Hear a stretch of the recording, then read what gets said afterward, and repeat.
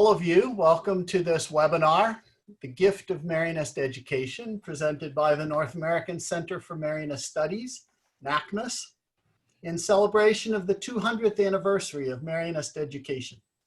And we're very pleased that all of you have joined us today.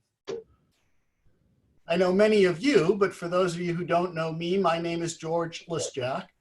I'm director of NACMS and your host and moderator for our panel today. Patty Garrett and Sister Gabby Bebo of the NACMS staff are providing technical support. Before we get to our panel, just some things to know. To avoid confusion, we ask that all of you, except for the panelists, keep your microphone muted throughout the webinar. In case you forget, Patty and Gabby have the capability to mute you remotely. Time permitting, you in the audience will have the opportunity to submit questions for the panelists. To do so, you will use the chat feature that can be found at the bottom of your screen. And if you click on that chat icon, you will find a questions for the panel prompt where you can type your question. And Sister Gabby will then raise it to the panel at an appropriate time. Please don't wait to be invited to submit questions. If something occurs to you fairly early on, feel free to submit it at that time. Today's webinar is focused on Marianist University education. And we're very fortunate to have with us 4 outstanding Marianist educators from our 3 Marianist universities. When I introduce you, give a wave so that folks know where to find you on the screen. First of all, Susan Ferguson, Director of the Center for Catholic Education at the University of Dayton in Dayton, Ohio. Susan, where are you? I think Susan disappeared. Oh, she's I'm here, George. I'm here. Oh, okay. Okay. I'm not seeing you. I got you now. Sorry. Okay. Okay, good. That's what happens when you have another pop-up on your screen. Yes. Okay. Next, Jessica Gonzalez-Ulig, Director of Marianist Educational Associates at St. Mary's University in San Antonio. Corinne Nakahodo is Senior Lecturer in English at Chaminade University in Honolulu. Aloha. And Brother Ray Fitz, President Emeritus and Professor of Social Change at the University of Dayton. Each of these panelists brings a wealth and variety of experience and a keen understanding of Marianist education. To begin, I'll ask each of them to tell us a little more about their background. Dr. Jess, would you like to begin? Sure, thank you. I'm so happy to be with everybody. Boy, born and raised in San Juan, Puerto Rico, I knew of the Marianists. Little did I know that my life would be literally impacted in this personal and professional way.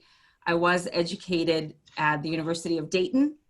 I was a teacher at Colegio San Jose in San Juan, and I worked at UD in the Office of Admission and in advancement with alumni, and now I'm blessed to be at St. Mary's University. Having experienced my own transformation through MEA formation, I now get to share that and invite others to do the same here.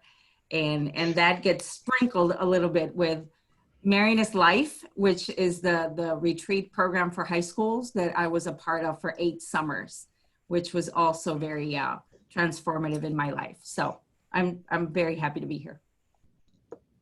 We're happy to have you. Corinne, would you go next? Of course. Hi, everyone. My name is Corinne Nakahodo, and I've taught here at Chaminade since 1998. I'm very blessed to have some great mentors. Dave and Val are on with us today, who helped me kind of shape my course to integrate the Marianist characteristics into my writing course. And I'm really excited and honored to be here. And I'm hoping to learn a lot of new things. Good, thanks. We're happy to have you. Susan. Hello, everyone. I'm Susan Ferguson. As George said, I'm the director of the Center for Catholic Education at UD. This is actually my 48th year in Marianist Education. I came to the University of Dayton in 1972 as a student, first in home ec and then in teacher education. I was blessed to meet my husband, who was an employee at the university for 42 years, and we have very much UD Marianist family. So I think Marianist education has meant so much to me, certainly personally and very much professionally.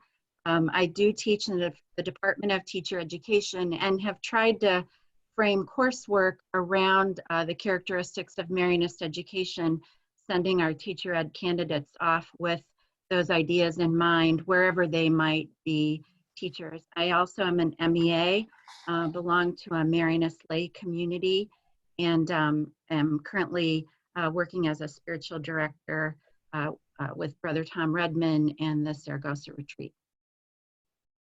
Thanks. Last but not least, Brother Ray. So I've been at UD as in ministry for 50 years here. So it's been a variety of activities. I started out as a professor of electrical and systems engineering for 10 years. I had kind of a checkered career as an engineer in the sense that I did a lot of mathematical modeling on issues like food problems, urban issues, and so on. So I had a propensity towards social justice issues pretty early on in my life. In 1979, I was asked to be the president of the university at 38 years old. So had a lot of learning to do, and I did that for 23 years. I think after I completed that, and obviously I'll try to talk about some of those experiences during the webinar. When I completed that time, I was also the free professor of social justice, and at the same time, the executive director of Marianist Educational Associates, pardon me, not the Marianist Educational Associates, but the Marianist Higher Education Group. I forget the formal name now. And I did that for about 4 years. I've been working in the College of Arts and Sciences around social justice issues, and my current position is a professor of social change. Great, thanks. After hearing all of that, you know why I let them introduce themselves, because I would never have been able to keep all those things straight. One last thing before we go to the questions. The webinar is set to end promptly at 9 o'clock, so those of you who are interested can make it in time for tip-off of the UD Rhode Island game. We will take a 5-minute break about halfway through, just about 35 minutes from now. So you can have that to look forward to. Now let's get to our panel. This webinar, as its name implies, is about the gift that Marianist education is and has been for students, for you, for your peers, for the Marianist family, for the church, and for the world. We'll unpack how that gift has been over the next several minutes, but let's just do one step at a time. Education is first and foremost about students. So I would ask each of you to tell us a little bit about how, in your own personal experience, some of the ways that Marianist education has been a gift for the students you have known. And rather than me call on you, whoever would like to begin can certainly do that. Okay, George. So I wanted to tell the story of Jenny. Jenny came to the University of Dayton in about 2008, and she was from Nashville. And she had been part of our Callings program. It's a summer program where she met a number of students and thought UD was going to be just the right place for her. Well, after a couple of weeks in, I got a call from a fellow alum from Nashville, Pete Zellick, and he said, Susan, we know a student at UD and she's in teacher education. Would you talk to her? She's very homesick and she just really wants to come home. She doesn't think UD is going to turn out to be the right place. Well, as things would have it, Jenny and I spoke for a while, and I kind of convinced her to give it a little bit more of a try and invited her to come to my office whenever she felt homesick. So Jenny was kind enough to listen to an old lady and stayed in school until December. So we arranged then in January for her to be in it's really the second class, first year for teacher ed students. And she was part of that class, made so many friends in that class, and just really found her way through Marianist Education. I think what happened with Jenny was she felt that family spirit. In the class she was in, we talk about the 5 characteristics of Marianist Education, try to get our teacher education students to see that a Marianist education is distinctive. It calls on, of course, formation in faith and integrated quality education, family spirit, service, justice, and peace, and adaptation and change. And she tied her role with teaching to notions of service and adaptation and change. Time went on, and again, having made these wonderful friends at UD, she finished her student teaching senior year and decided to enter into our Lalonde program. So again, much more of this, of Marianist education became part of her practice. After finishing Lalonde, she fortunately stayed in Dayton and is now teaching at St. Patrick's in Troy. And even though she's only 30, she's already an assistant principal at St. Patrick's in Troy, and really brings those same values of Marianist education to her junior high students. So actually, Jenny is one student I know very well, but we've had many students, thanks to Marianist education, bring that philosophy forth in their own professional practice.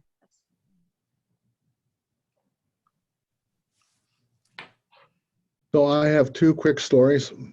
First one is a young lady named Ann Hudak, and I first met Ann at a president's breakfast. So once a month, or maybe sometimes 2 times a month, I would have students come for breakfast, and we would discuss issues and problems. Well, one day this young lady comes in with a red hat on. Students do not come to a presidential breakfast with a hat. So, and I knew this was a particularly interesting person. So we struck up a conversation. And in her senior year, she came around to talk to me about that she wanted to go to Sierra Leone and she wanted me to pay for it. And so I talked to Tony Hall, who was our representative and had a lot of concern about Sierra Leone and the food problem. And I had been working with Catholic Relief Services, so I checked that. So Ann went over, but I said she had to make a promise that she'd come back to UD, and she did her master's degree in public administration, but got us started on all of our international immersions here at the University of Dayton. So there's some 20 to 25 international immersions. I don't know how the coronavirus is going to deal with that, but anyhow, we have those going. So that was one. Ann is now the head of a NGO that's dealing with the world food problems and issues. The other 2 were young men that I met, Rob Broderick and Mike Schultz, who were very interested in locating in the east end of Dayton, and we started out by saying, let's go live there. So we talked about that, and that they would discover what the needs of that neighborhood were. And eventually after they've taken in some homeless men and they worked on issues, they finally decided on developing the Mission of Mary Farm, which became the Mission of Mary Cooperative, and now has done some really miraculous things in the east end of Dayton. So I just, those are just two examples I can think of many, many students that I've had a chance to impact. One thing that strikes me here at St. Mary's, and I've only been here for about 3.5 years, is how students embrace adaptation and change, and sometimes they don't even realize it. St. Mary's is over 60% Hispanic in enrollment, and many of our students are first-generation college students.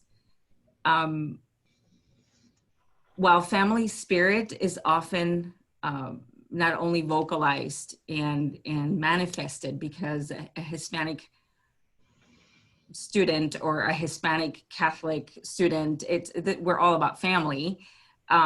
They have to experience a certain level of change by choosing to pursue higher education, by choosing to challenge to a degree the status quo. And they do it here, and they do it vocally. And I've been so impressed with a number of students that I've interacted with in the last few years, even though my role is with the MEAs. I've been helping as the Marianist advisor to the president ambassadors, and it's the student organization out of the president's office. And the way the students articulate the Marianist characteristics, the charism, and how they specifically will tell visitors and anybody that they're hosting or welcoming to the university at an event, how this university, this Catholic and Marianist University, challenges them to think differently and supports them at the same time. And it only reminds me of what I learned at UD working in the Office of Admission, of promoting a university that not only challenges intellectually and provides excellent education, but for the students to never feel that they're isolated or alone, that they are certainly part of a community. So for me, being down here, it's been fascinating to see it with such a rich Hispanic cultural perspective, which of course I can relate to in so many different ways. So I guess I'm up. So I teach first semester freshmen, and like you, Jessica, our students are mostly first generation college students. And so, that first semester is a challenge. They're new to the school. They're not as comfortable as they were in high school, where they were seniors and they knew everyone for 4 years, if not for 12 years. And a real gift is educating in family spirit. And a lot of people do group work, but I frame it within, family spirit. And so students do collaborations, they write essays on the Marianist characteristics in my class. And what always surprises me and makes me really happy, and I see that it's a gift to them, is at the end of the semester when they're doing their student evals, they'll comment on what they liked most about the class. And a lot of times they'll say, what I like the most is that we're all friends. We ended up being a class full of friends. And I think that's echoed because I do have student speakers come to talk about their experience with the characteristics throughout their 4 years. And many of them will stop me in the halls and email me and say, hey, if you need me, I can speak and be a guest speaker for your class. And these are students that are fairly quiet in class. So the fact that they're willing to speak out means to me, they've really felt embraced by this community, and it's a true gift to them. Great, thank you all. You can't be an educator without being changed by the experience. So whether you're in a classroom or in an office, the experience of education touches you. In what ways has Marianist education been a gift for you personally?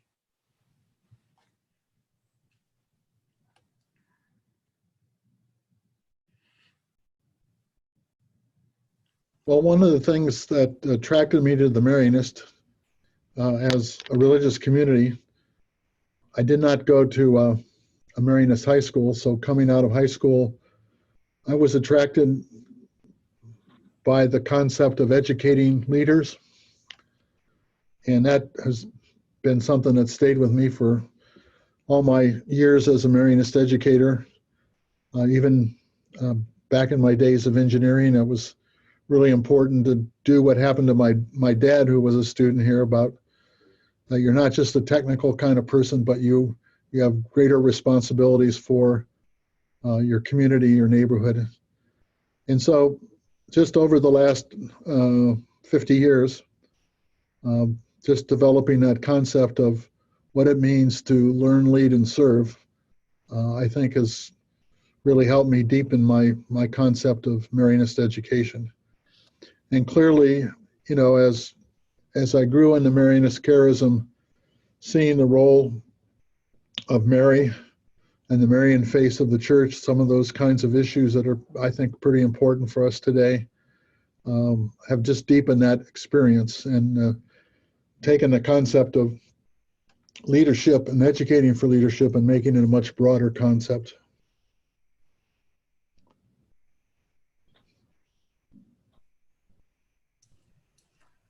I think I was very blessed to have a dad and a grandma that were very committed to Mary. So when I came to the university, I kind of caught the charism kind of by osmosis at that time. There were lots of vowed religious and lots of encounters with the Marianists, and just really understood the charism, but maybe couldn't have articulated it as well as what I saw when I returned as an employee in 1990. In those years, the characteristics of Marianist education were first published, and then characteristics of a Marianist University. And I really started to understand better how being part of Mary's mission was systemic. It was part of the organization, and it was professional, but it was certainly personal in terms of understanding that Mary was my best friend. She had been introduced to me as a child, but now I could mature and become a woman of faith who was embraced by the Marianist family and the Marianist community, and now have finally understood in a new way what Shamana had said about the life, the importance of the life of the interior.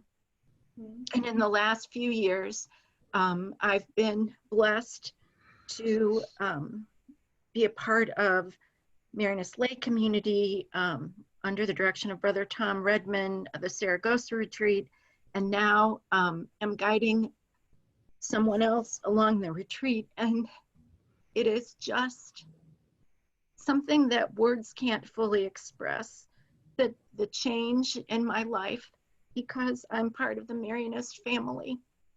And I'm a crier, and I cry all the time, so I apologize. I'm a crier too, so that's okay. Thank you, Jess. Ditto in so many ways, and in a different way.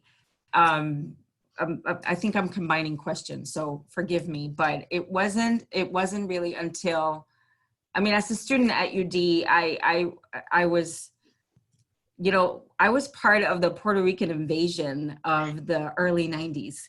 So we were welcomed, we were celebrated, we were mentored, we were advised, we were really embraced as a breath of, not fresh air necessarily, because there were other students, there was a history there, but I was home. I was home fast forward when I'm then working and I have to really think about how to convey my experience into convincing others, not only students, but parents, high school counselors, about what a special place not only the university was, but just the environment that Marianist education creates. It was overwhelming and yet life-giving, because it has me, if I can pick one pillar or one characteristic, it would be adaptation and change. It has helped me personally to adapt and change in so many ways, to consider it at times when change is not welcomed or certainly not expected, both personally and professionally. So to consider it, number one, and then to embrace it. And that is literally the let go and let God. And in Marianist lingo, then, you know, it is our mother speaking to us in many ways. And don't we have to listen to our mothers? And those of us who don't physically have our moms anymore can at least rely on those messages and those other people that symbolize that, or the essence that symbolizes that. So, see, you're gonna make me cry. Sorry. So my path was a little different. I wasn't raised Catholic, and I didn't know about the Marianists until I stepped foot on campus here at Chaminade. I know everybody in Hawaii knows Chaminade because they beat Virginia, right? So go Swords. But I hadn't experienced that growing up. I also went to a really large public school and a public university. So I didn't have that sense of mission and identity that I think is so evident here. But I was very blessed. I walked onto campus and everyone really treated me like a sibling, like a daughter or a sister or a friend. And I don't know if you guys know Brother Tom Spring, but his bear is back there. So Brother Tom Spring's bear now lives in my office. And he was one of the first people I met on campus.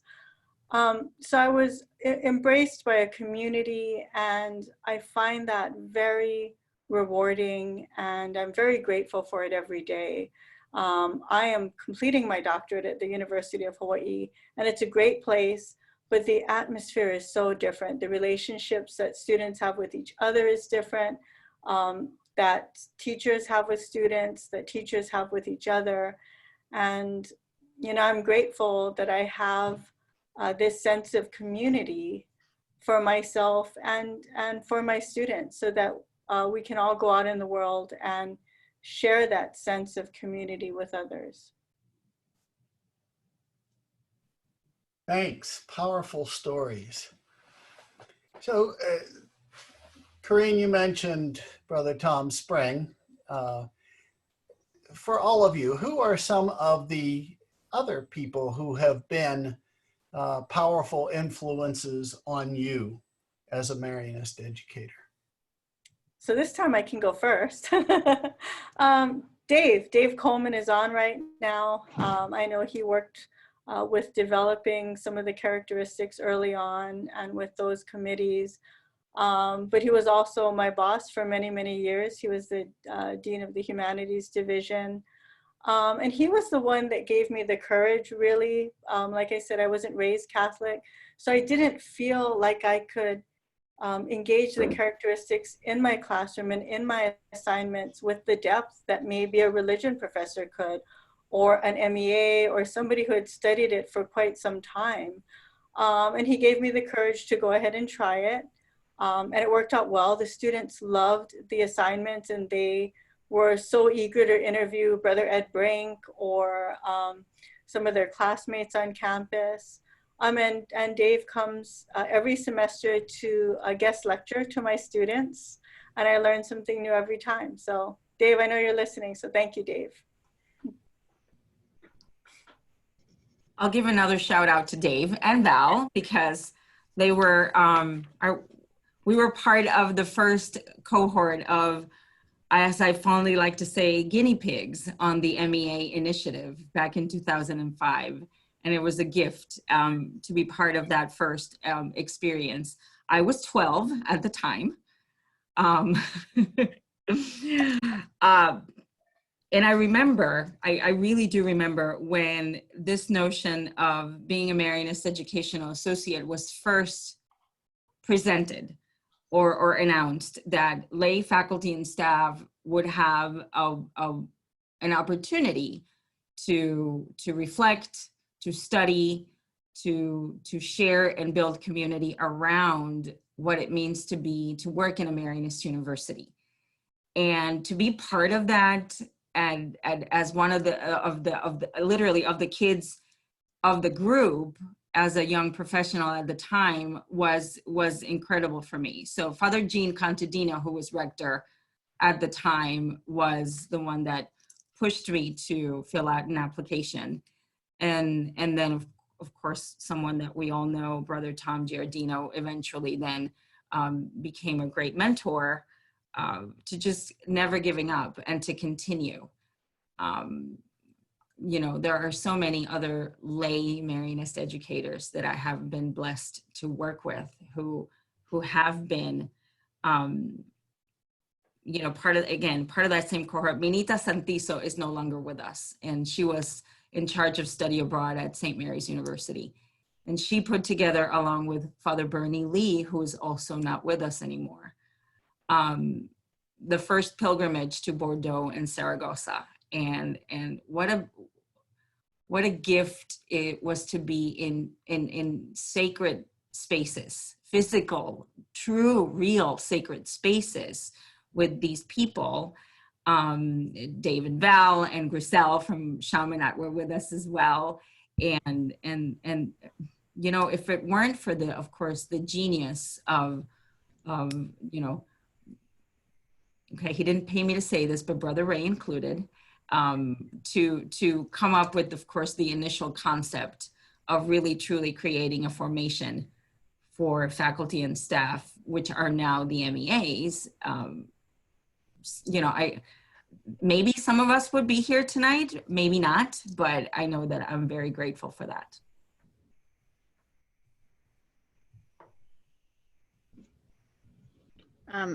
Father Joe McDonald was probably the first Marianist I knew best. Back in the dark ages in the 70s, there was a retreat called CARE, and he was our religious guide on that retreat. And I think I had never really met a vowed religious and got to know someone as well as I did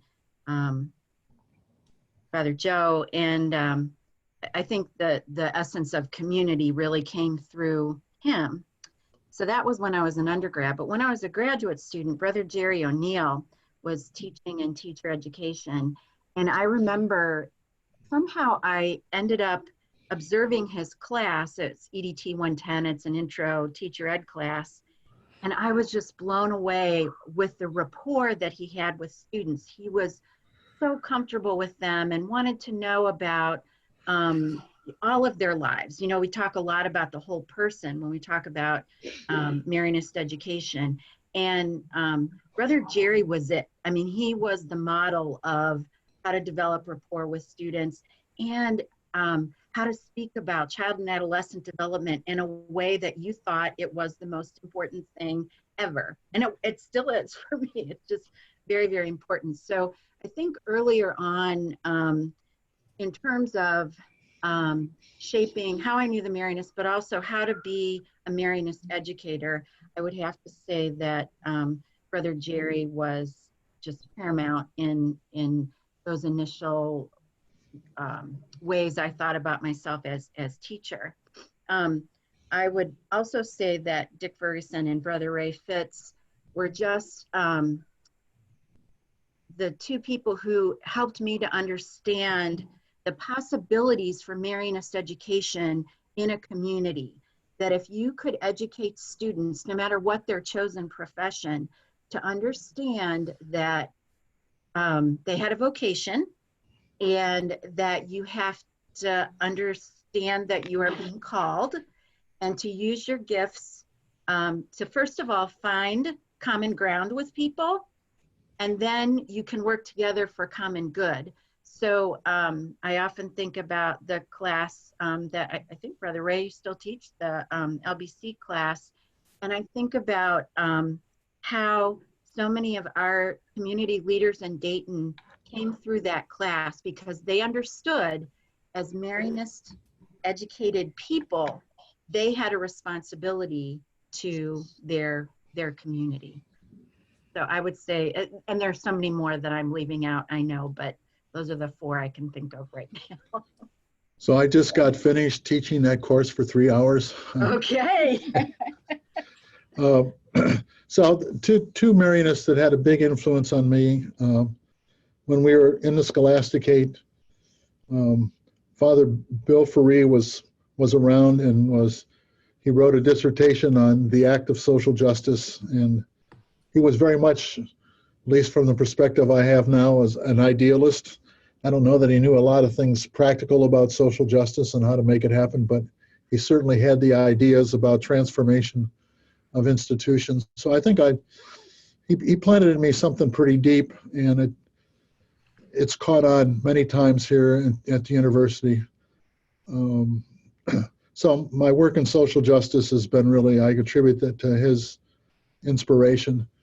The other Marianist that I really owe a whole lot to is Brother Stan Matthews, who was a wise older person who I could rely on to be a friend who I could tell about all my problems and difficulties, and he would coach me through them. And I think one of the things that he taught me very well was how to take criticism in a balanced way and to not overreact, but to listen and to inquire. And I think he helped my anxiety quotient a whole lot just by teaching me that concept of balance that's required for an administrator. So I think those 2 people were a big influence on my life. Great, thank you. We have a question from one of you, so Sister Gabby. Okay, this question is, so far we have been doing a lot of looking back. I hope we can also look forward. How can Marianist education help us face the challenges of the future? Demographic, financial, political unrest, etc.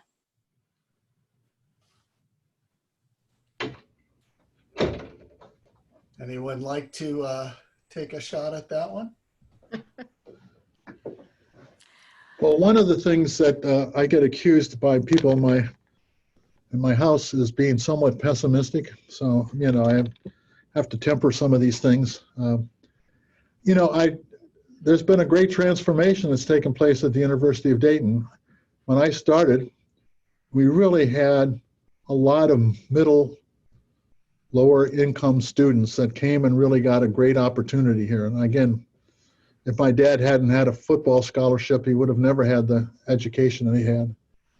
Because of the price of higher education, we have transformed the demographic.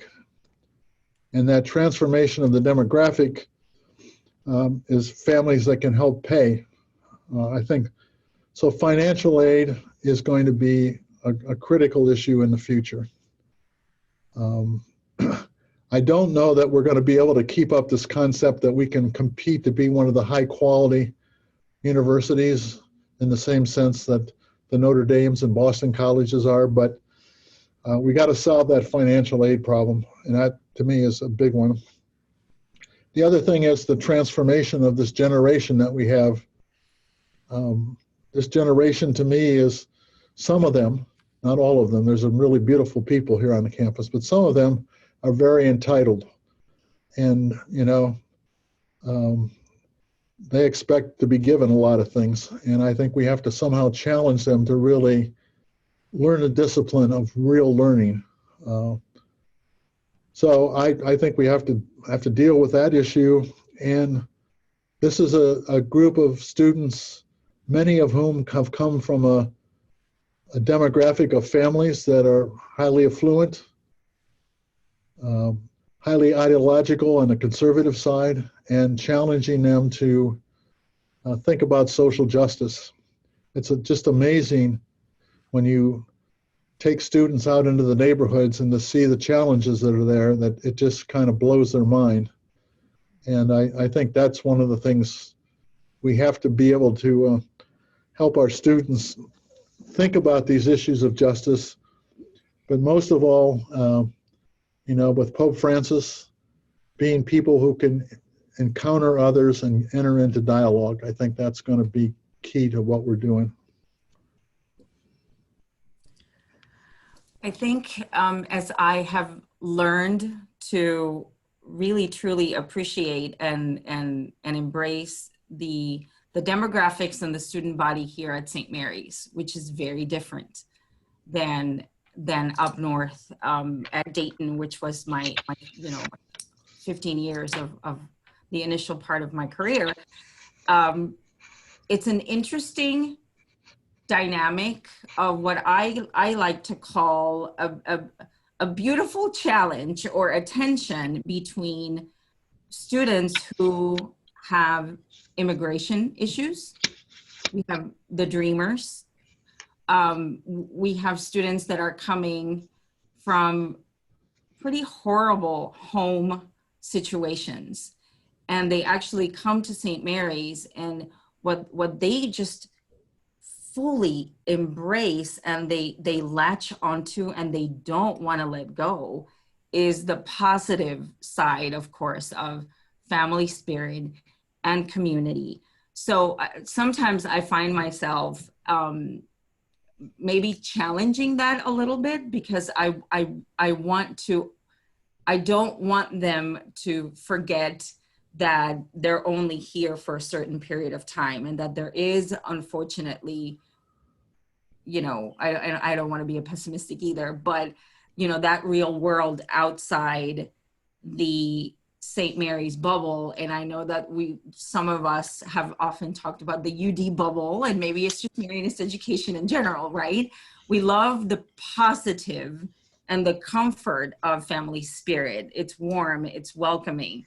But I think as much as we see that and how much our students embrace that and need it really, truly, and at times when home is not giving it to them, we have to keep moving them forward and help them maybe take on adaptation and change just as much and embrace it, so that they are equipped and ready for what comes after graduation, with just that the real world out there can be nasty for many people.